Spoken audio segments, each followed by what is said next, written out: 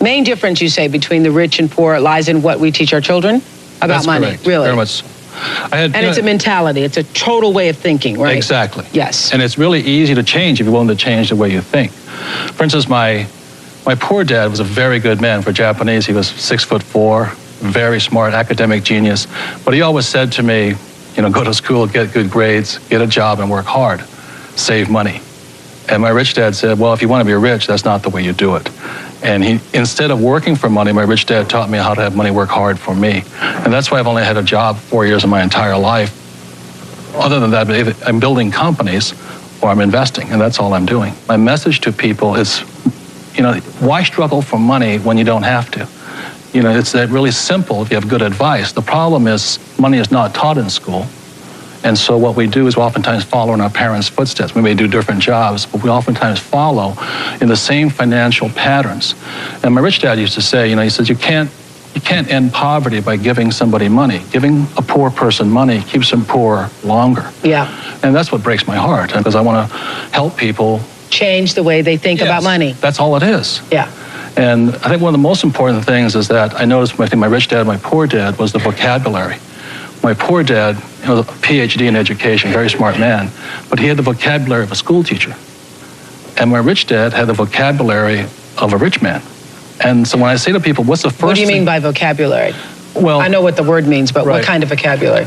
Well, I used to sit around the dinner table and listen to both dads, and one would talk about algebra and geometry and trigonometry.